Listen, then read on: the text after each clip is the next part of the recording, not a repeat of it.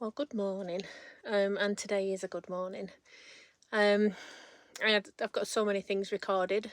A lot of them were from me lying in bed feeling absolutely miserable. So I've decided to not put them on, but I'll tell you about it instead.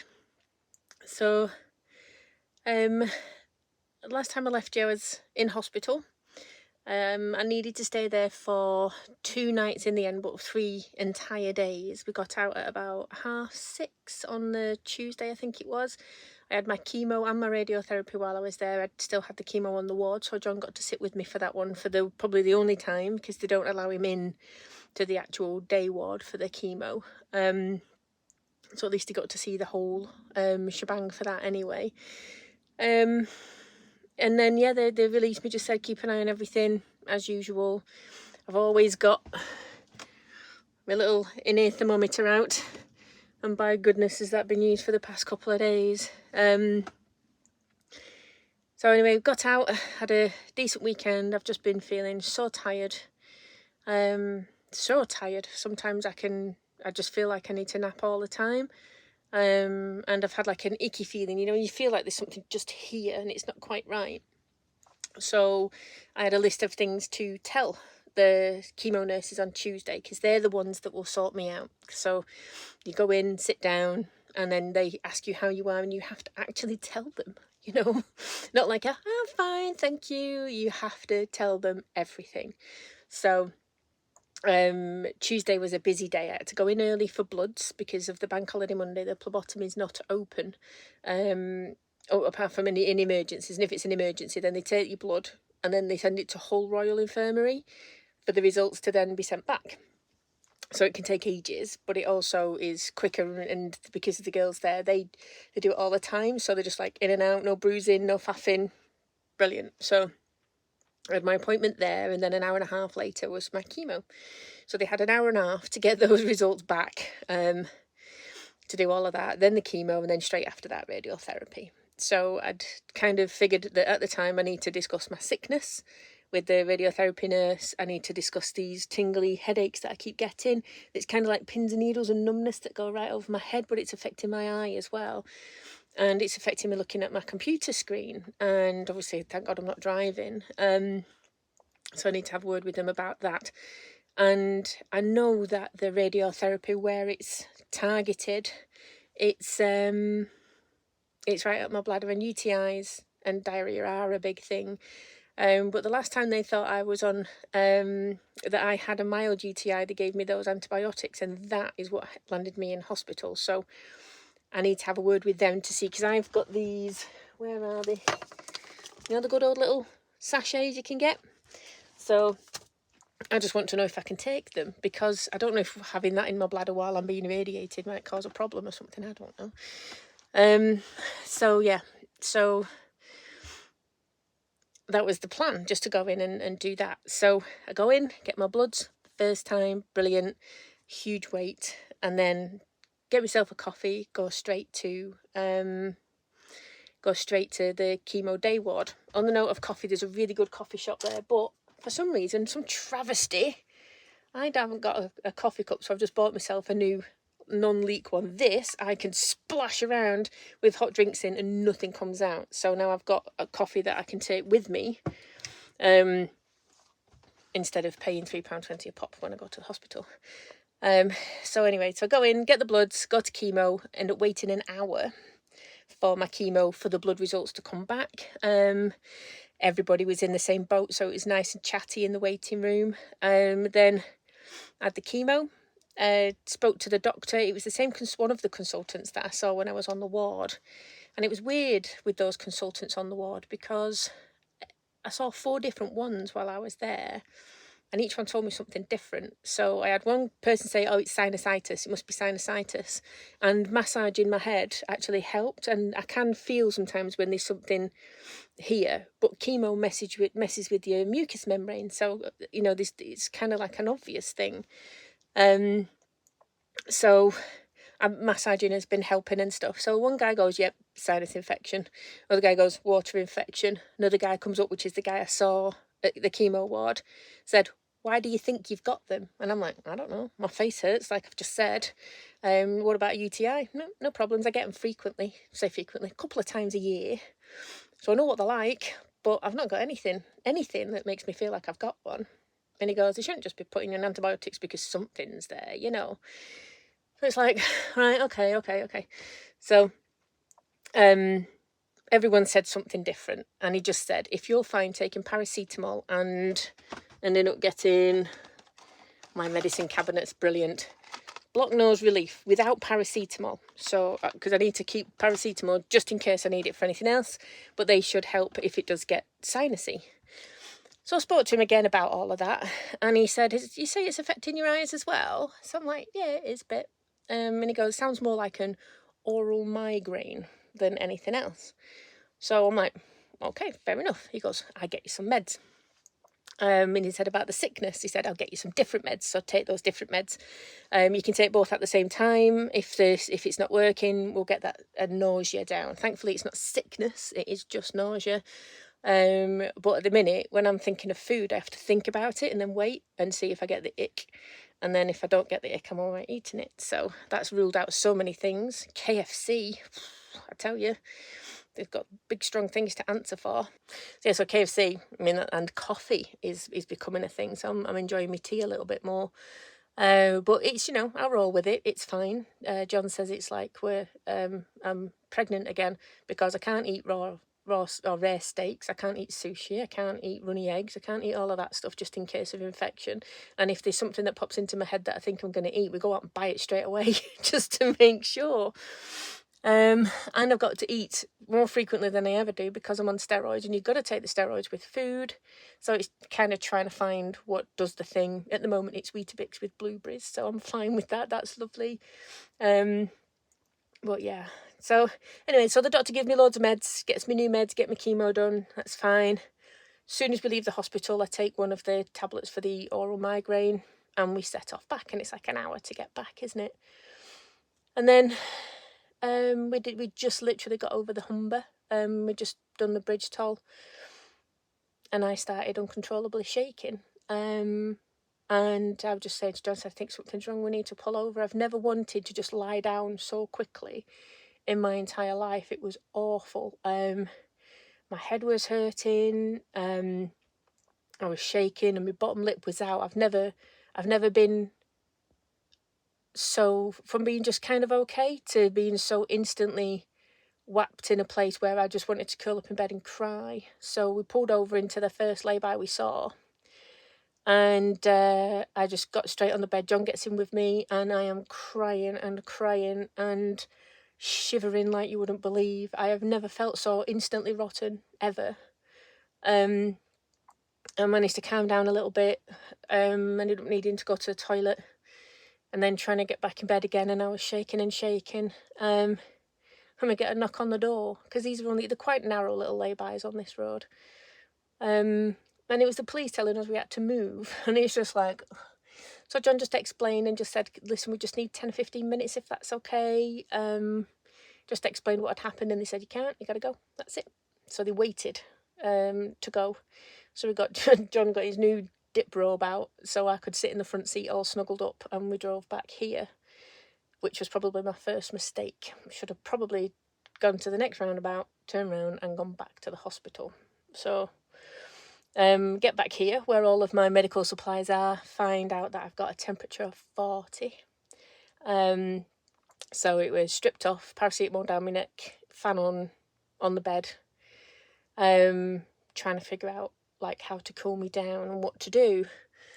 So it's a bit of a difficult thing to try and remember all the things, because when I was on the ward, they were saying, if you get a temperature, you've got to try and bring it down yourself.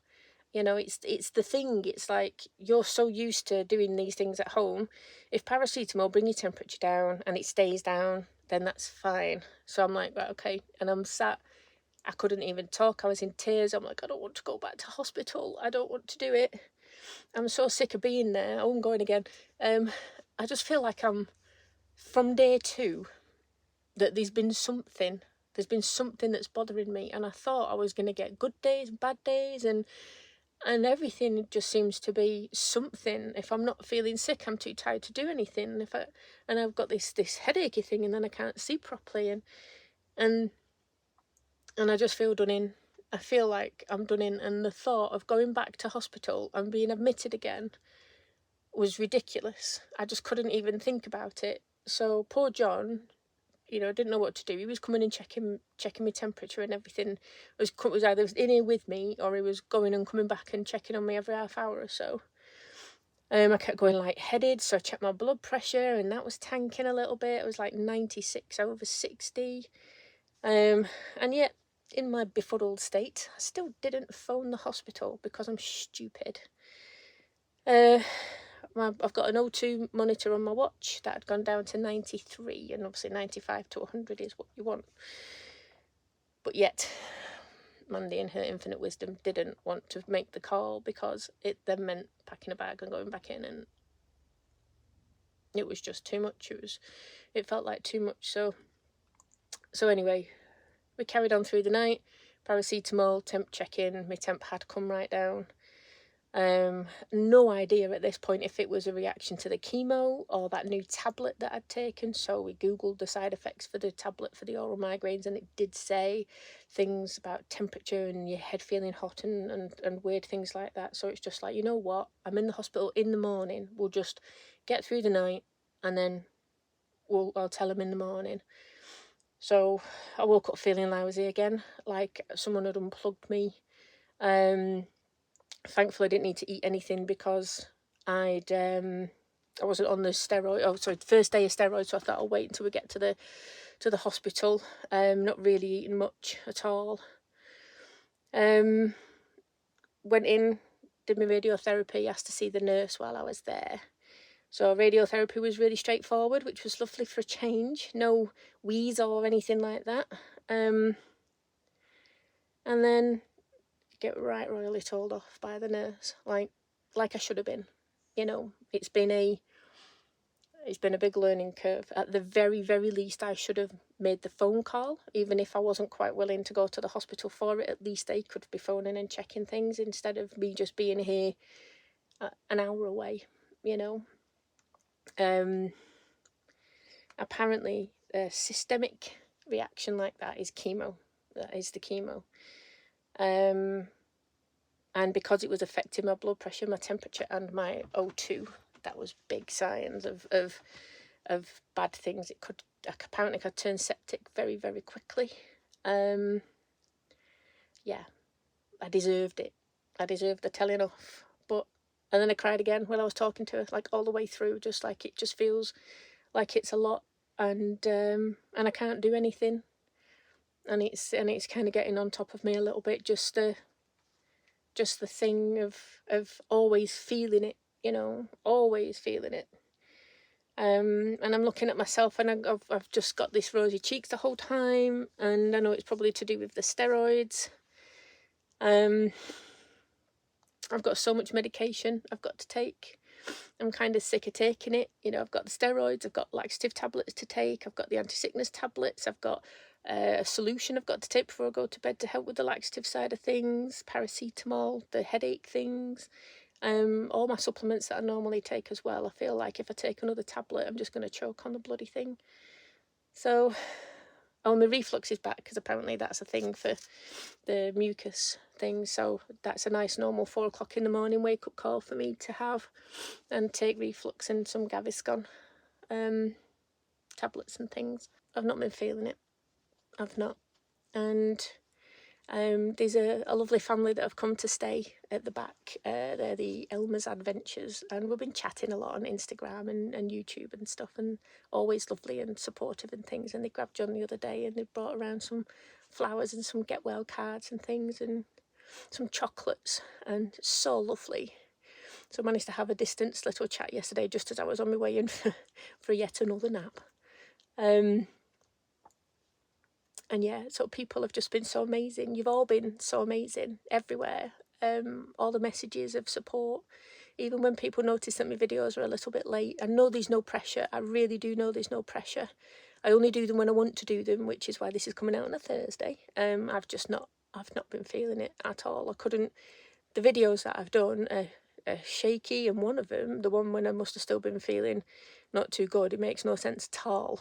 And I was worried about myself when I watched that back, so that's not going out anywhere. But I've got to get better at looking after myself, of realising when I need to ask for help. That man of mine, honestly, I don't know what I'd do without him. At the very least, he comes in and he's just like, "You all right?" I'm like, "Yeah, I'm fine." And he goes, "Hug?" And I'm like, "Yeah, hug." And it seems that it's just hugs all the time. And that's that. And I don't want for anything. I can't carry anything.